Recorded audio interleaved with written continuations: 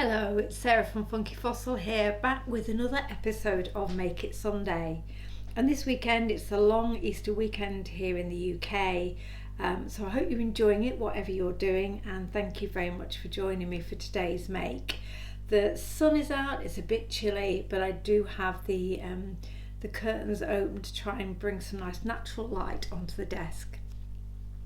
And I'll be absolutely honest, I was struggling to think of things that I was going to make this week. I was been away for a week on holiday, and I don't know about you, but sometimes I find it a bit of a challenge to get back into kind of the crafty swing of things.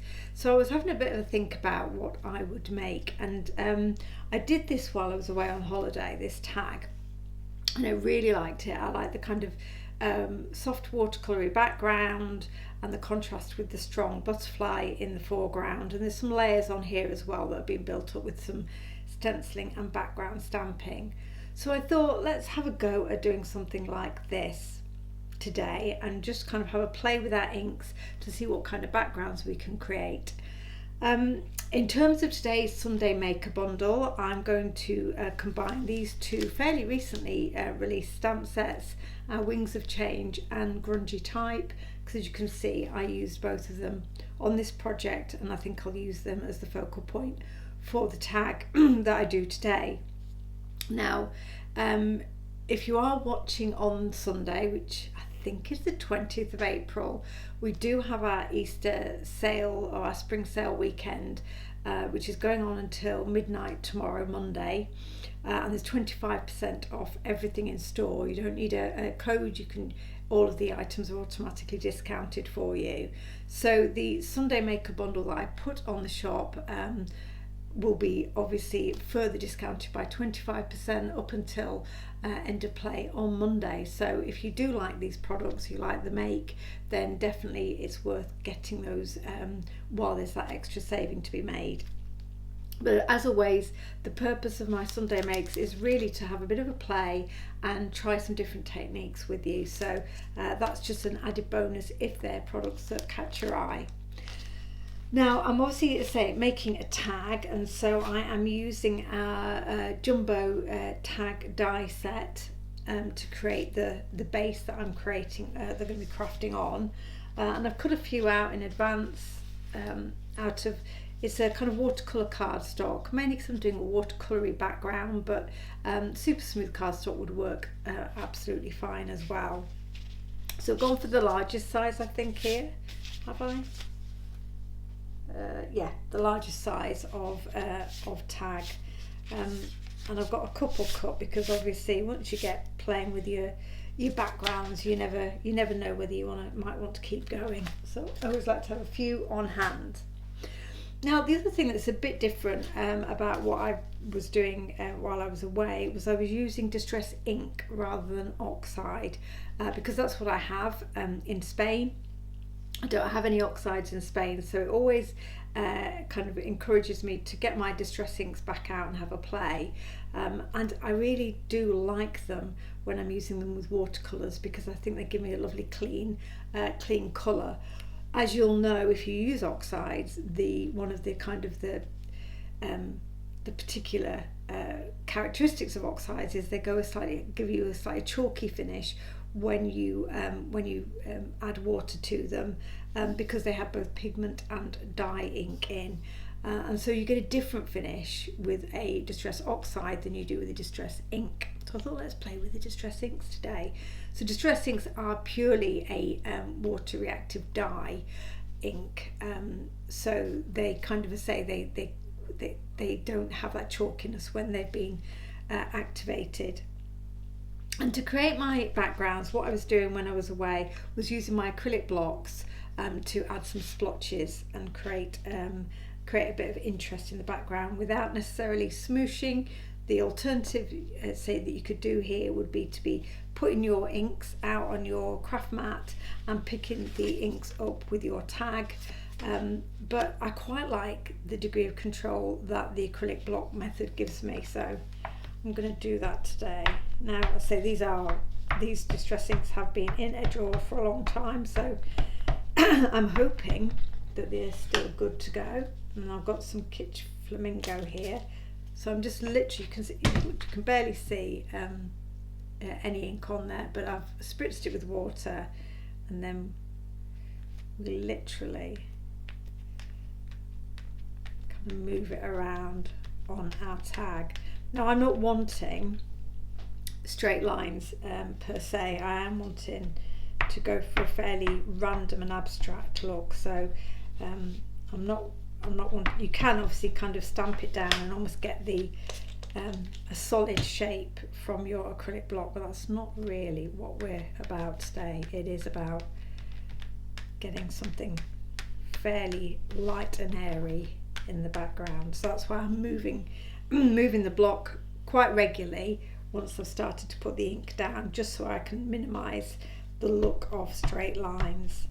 If you do get a straight line from your block, it's not a problem. You can either spritz with water and keep that ink moving and soften the edges, or if you're going to do some stenciling and stamping on top, it probably won't even be visible anyway. So as always with these things, just trust the process and keep going. Don't get too frustrated if you feel like, oh, this is, you know, it's kind of gone too blocky too early.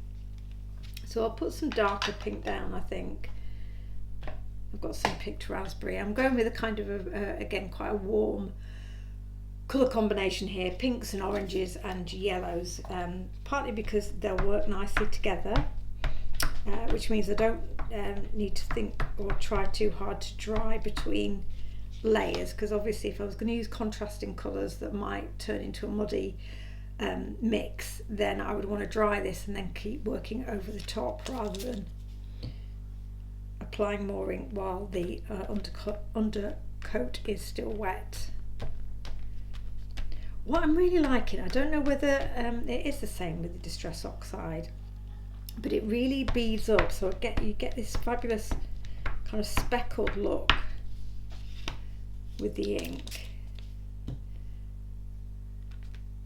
which I think looks, again, it would be hard to do, certainly if you were smooshing the ink out onto the craft mat and picking it up, you obviously you've got to go with what you get, and you probably won't get quite such a fine kind of dispersion of the colour. You'll get a much softer look. You won't get the kind of quite the same speckles. It's almost like it's kind of translating those speckles onto the card. The same when you've got a bit of wet ink, you can kind of put your block back into it and keep it moving. So that's the first layer, which I really like. There doesn't seem to be much contrast between the pink raspberry and Kitsch Flamingo, does there? They look like quite similar pinks in the oxide. Let's go with some spice marmalade, a nice rich orange, and see how the colours build up. Again, if you want to, this is drying fairly quickly because I'm not putting a massive amount of water on, but if ever you want to minimise the mixing of the colours, you want to layer the colours, then do make sure you kind of add a little, or add some heat and dry off one layer before you start the next. This is nice.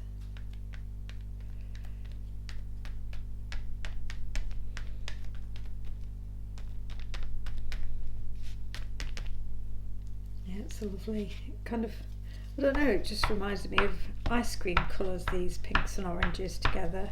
I normally am a blue-green person. Maybe it was being away that got me in the mood for the warmer summer colours. This is just so, I find mindful, it's really easy to do, not got to think about it. You've seen me do before a masterboard, you could be doing this on a bigger piece of card and covering a larger space and then cutting it down to make tags or card fronts, selecting the bits you like the best. But I'm just going to work on the tag today. So that's nice. That orange is, and I'm quite liking, I'm not necessarily wanting to get the whole card covered in solidly. I am wanting to kind of keep that look of speckles. Ooh, this wild honey, the foam's come loose. Now I don't know how different wild honey will be to spiced marmalade, to be honest. I didn't have any. Yeah, it's quite similar. I don't think I'll use too much because it will just be an overload of an orangey shade. I was looking for some fossilised amber or mustard seed to bring some yellow in, but I don't appear to have any in a distress ink. Let me go back in with a bit of picked raspberry just to make sure that that orange doesn't overtake the tag. Now obviously I'm using a relatively small acrylic block here, but obviously you could go with the bigger one, go with whatever size works for the surface that you're covering. That's better, that's nice. And that is one of the things that I love about distress inks, because they're more translucent than the oxides. They do layer so nicely.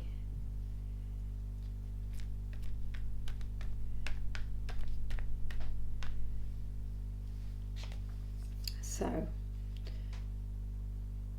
I'm going to set that aside to dry for a second, because I do want to I think I'm going to add a bit of stenciling and background stamping to this to give it a bit more depth of colour, but I'm at a point now where I do need that ink to be dry.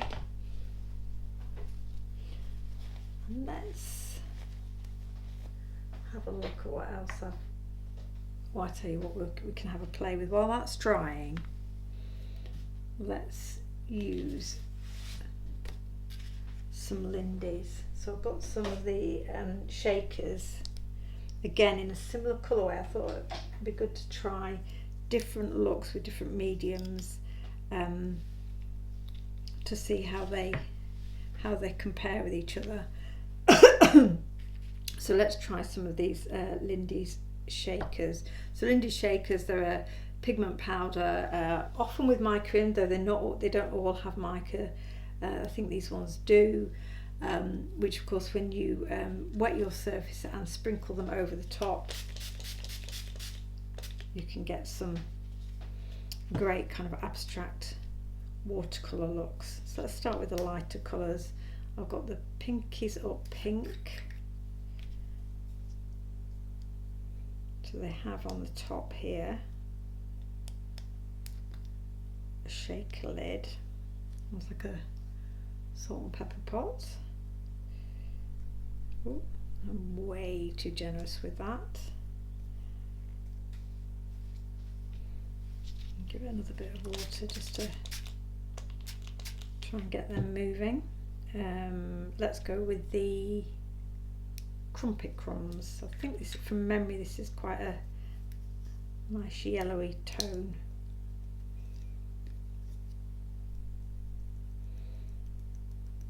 I'm getting used to the shakers because they used to come in a pot where you could pick it up with your brush and then sprinkle it over that way. In fact, I might do that because I felt like I had a little bit more control.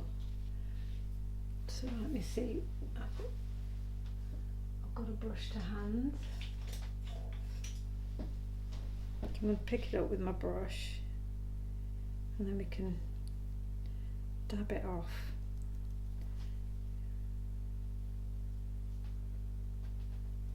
Getting some yellow coming through there. And the Lindy's are they're really fun to use because quite often there is a variation of colours within the pots. So until they're activated with water, you're never entirely sure what it is you're going to get. I've got a large blob of it at the top here. Let's just give it some water. It's not moving very much, is it? Even though I've been quite generous with the water.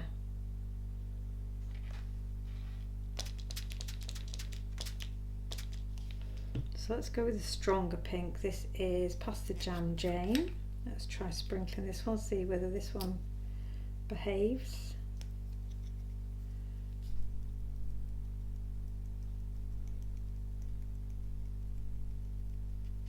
It seems to be coming out slightly more finely.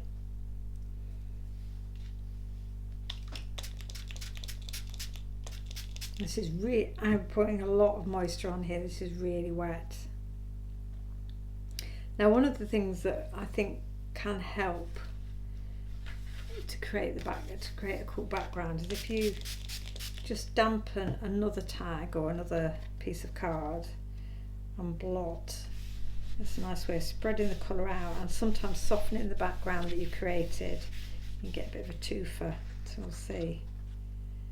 Yes, that is a very pale one, but that's made this one just feel a little bit more mixed. So now this is when I get lost with my Lindy's, because of course now I'm starting to think, right, well this one's damp, I can add a little bit more colour to this and start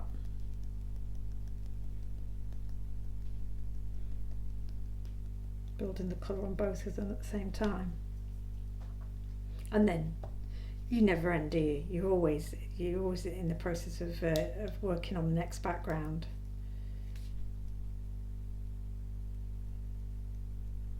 I think that sometimes I don't have the patience that Lindy's need, because I think you just really need to let them move and respond to the water.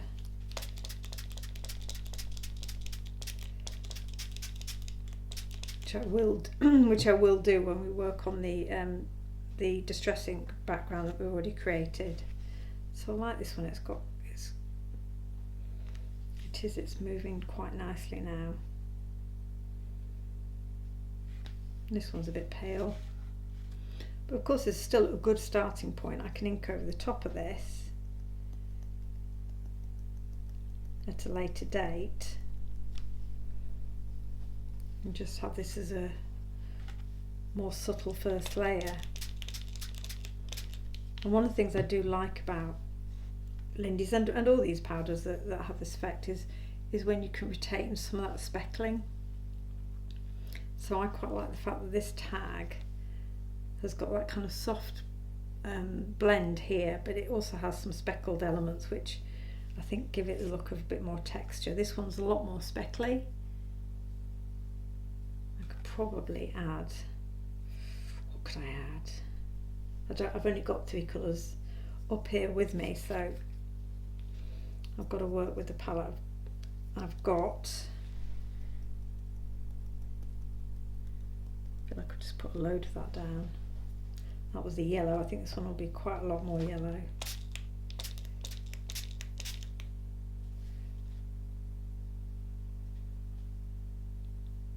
So the colours building. Right, now these are very wet. I mean, I don't know if you can even see the kind of the liquid moving. But I don't want to blot these ones further because I quite like the colour mix I've got, so I'm going to set those to one side and really let them dry naturally. I'm just going to blot a little bit where there is quite clearly a lot of excess. With these backgrounds, you've got to kind of work with what you get, but equally you can, as I was saying with the straight edge of the acrylic block earlier, they're water reactive. You've still got some level of control in terms of either diluting or moving or softening the colour if it's too strong.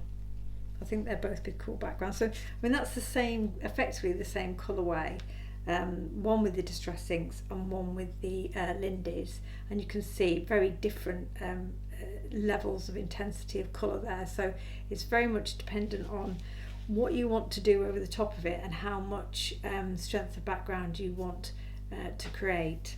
So I'm going to just do a little bit of a tidy up and a bit of drying time, and then we'll get back to work on our original tag. I'll see you in a second.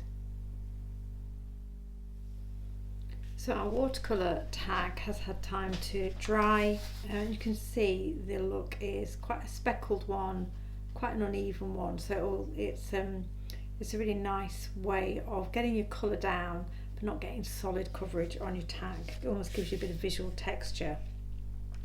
Now obviously I want to work on top of this and create a few more visual layers, so I'm going to use one of the butterfly stamps from the Wings of Change stamp set. I'm just going to do some tone on tone stamping, so I'm going to use the same colours of Distress ink as I used to do the background.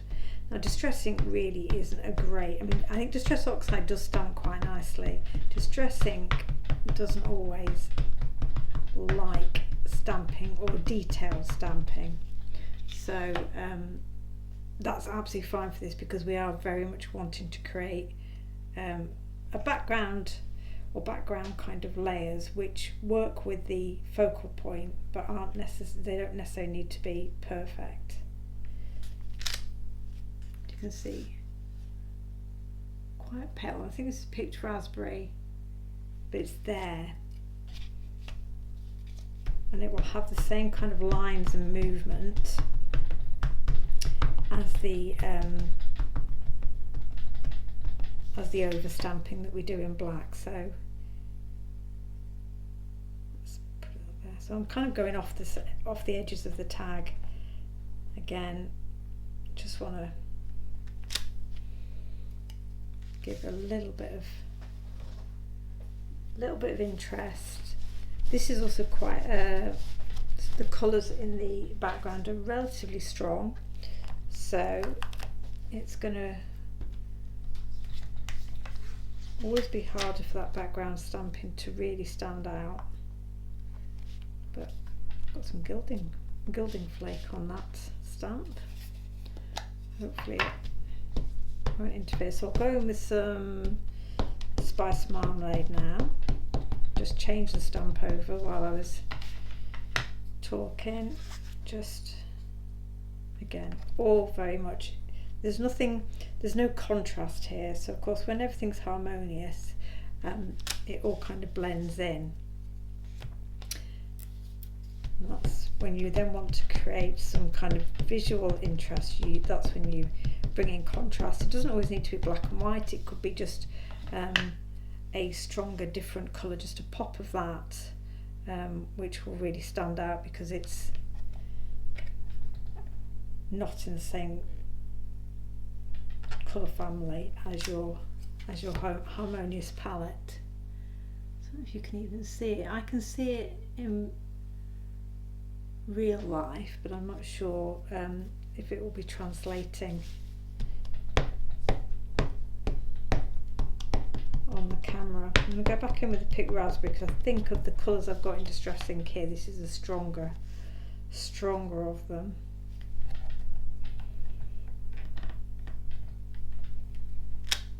And it's coming out as a nice impression, but say it is just faded out because of the colours it's on top of. I really like that though. So there's interest there now. You can start to see some definition coming through from the mottled background we created, but let's do a little bit of stenciling as well.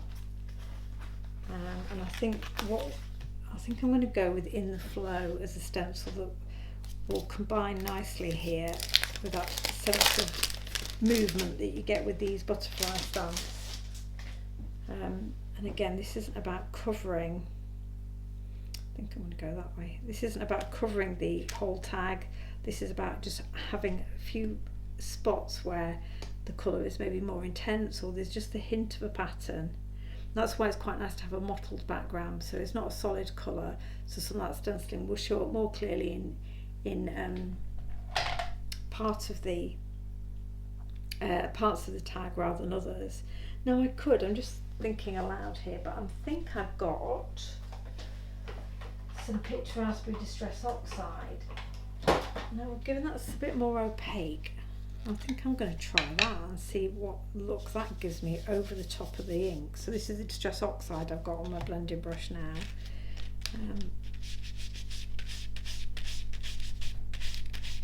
Now with this stencil, you can see there are quite a lot of fine lines on it, so I like to try and work in the direction. Yeah, it's really subtle. In the direction of the, I'm going to go back to the distressing, because already I can see a difference in the chalkiness of that oxide, and it kind of, for me, it dulls it a little bit. Let me get a cleanish brush. Here we go. So this is now back to the ink.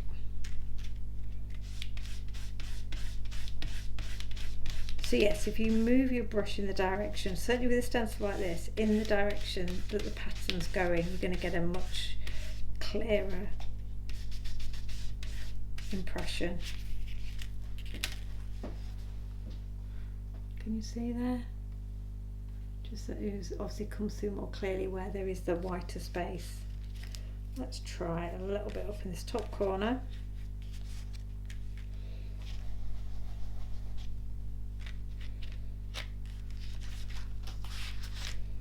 I'm going to go that way.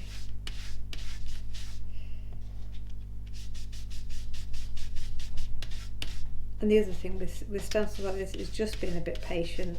Just some stencils you can just move all over in a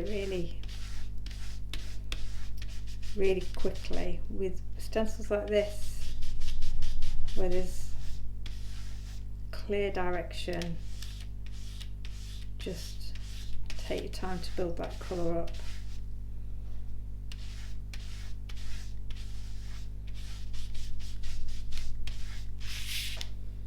That's probably a bit clearer at the top there. So you can see how it's translating on the white under paper. And I don't know if you can tell the difference, but I think there's a difference between the ink and the oxide. The oxide's already kind of almost a softer, and the ink's still kind of got a more defined colour. But I think we've got quite a lot going on there now in that background. So let's do some overstamping for our focal points, and then that will give us the opportunity to see what else, if anything, we need to do. I'm tempted to go towards the top here and have my sentiment. Yeah, I think I'll do that. I'll go towards the top and have my sentiment directly underneath.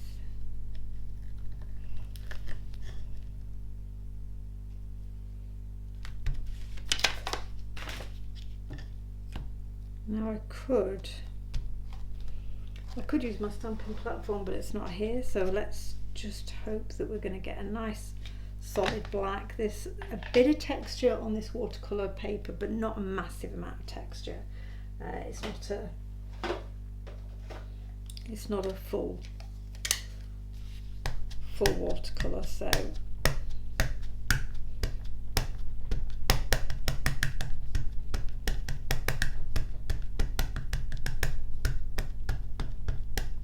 I'm being very generous with my VersaFine, just in the hope it's going to give me a good result.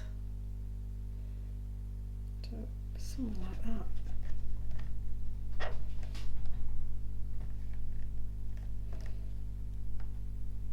And I do love the grungy splattery effect around these butterflies.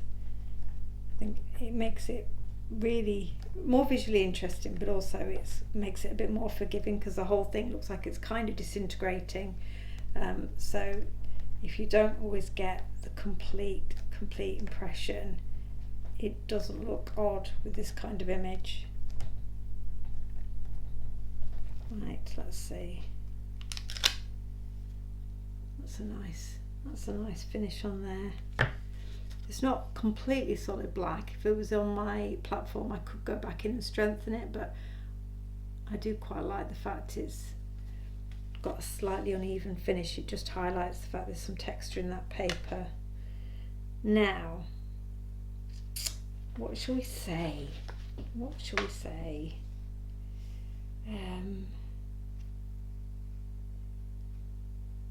Should we put fly?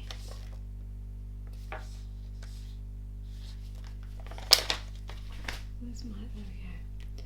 So I've got the sentiments that are on the actual stamp set, which are fly, brave and change. So you've already got great journaling words there. We could put fly, or we could have make the change. Yeah, I think I'll do make the change. These are also great idea to, you know, in that tone on tone stamping, put the words in that same. I'm going to do my, sorry, I'm thinking as I'm speaking.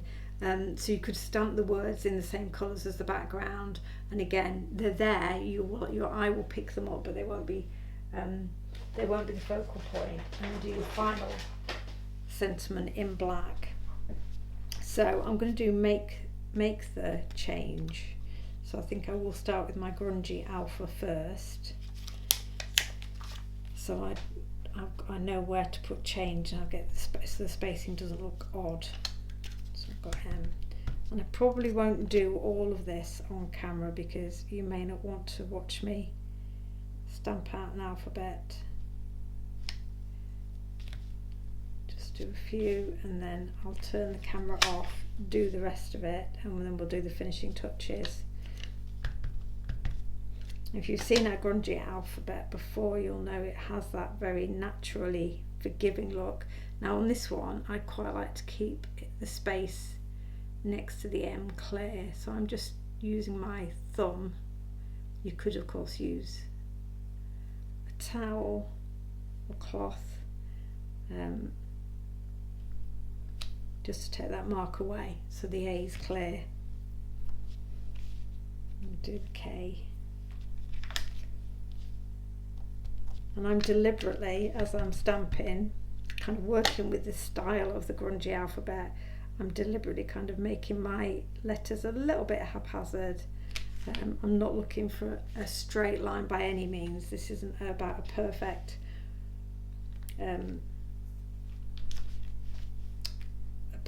word. I've got make. Now I'm going to just turn the camera off, do the rest of that sentiment, and then we'll come back and just bring it together with the final few touches. So that actually only took a few more seconds to finish stamping that sentiment. I went with make a change rather than the change because I realised it was going to take me too far across the tag. So that was easily solved with a shorter word. Now I think I'm just going to add the kind of circle splatter that comes in the Wings of Change stamp set in black, just to give us still a little bit more of a layered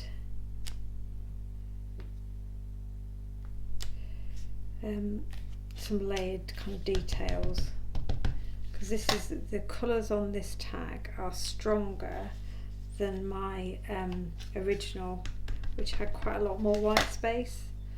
So I'm just trying to maybe bring in a little bit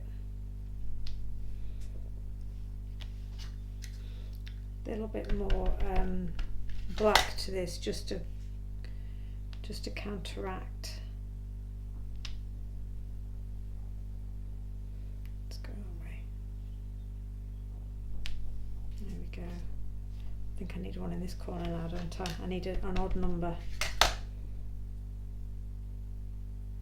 There we go. Actually, that would fit those grungy letters nicely as well, wouldn't it? I'll have to. They look like typewriter keys. Right. Anyway, that's not what we're doing now. So that I think has helped balance out the stronger colour a little bit.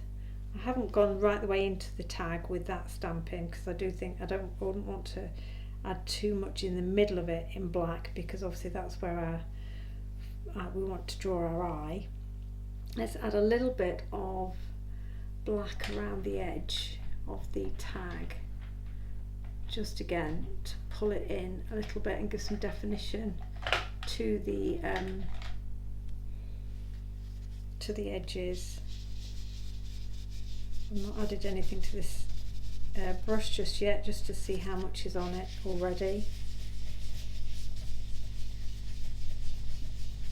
I'm using one of our smaller brushes, just so I've got some control of how far into the tag that colour goes. Do you see it's already quite a lot? If you're not wanting a strong colour, there's already quite a lot on your brush for edging detail. I'm probably going to have to add a little bit. I'm using the Versafine for this.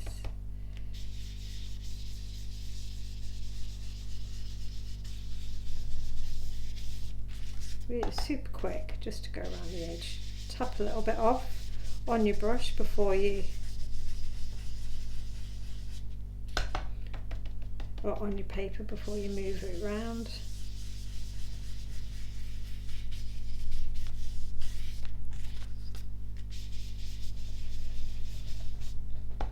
It's quite, the black's quite a nice, again, contrast to those warm sunny colours we started with.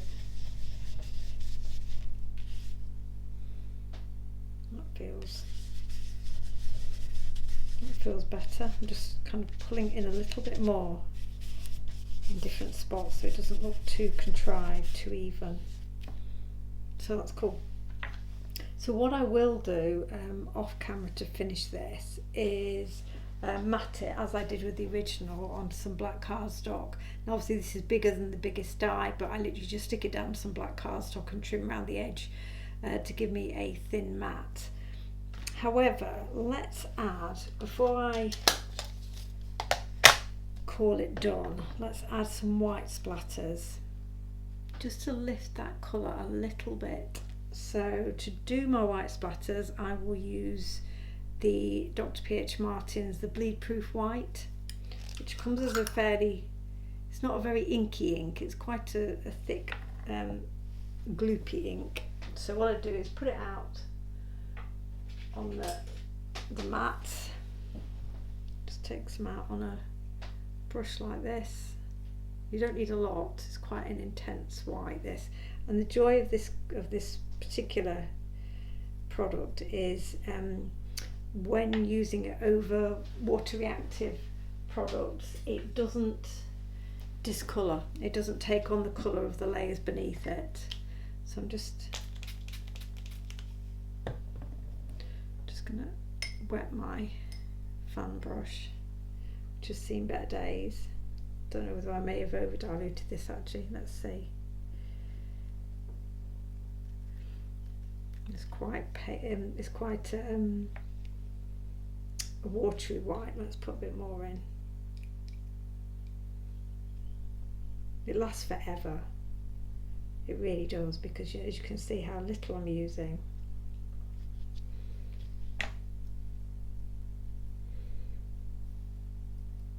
Otherwise the white will disappear a little bit. I need something that's going to give me contrast.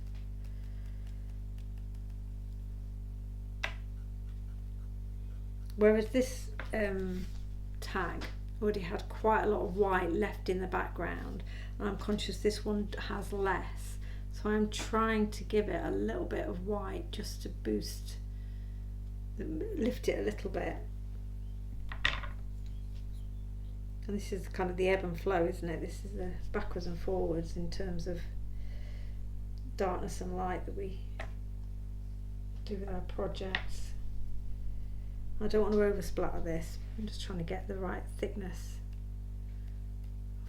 of white. I think that's better.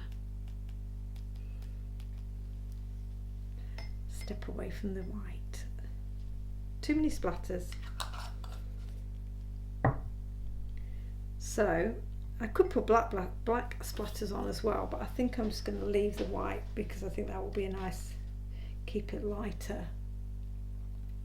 And the splatters kind of merge in with the mottled background, but it makes it look like there's a bit more white on the tag than there was before.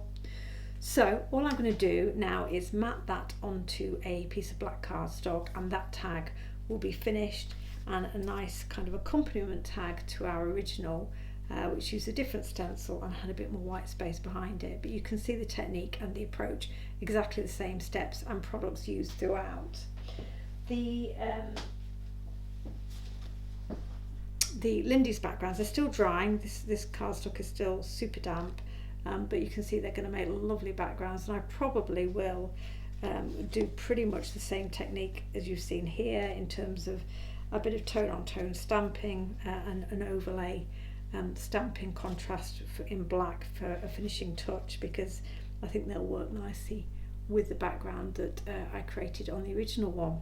So whether you use your water reactive powders, whether you use your distress inks and an acrylic block, whether you use your sprays, there are just so many ways of getting colour down onto your cardstock, creating a kind of interesting background that makes it very, very easy then to have a focal point on top, and your page is done.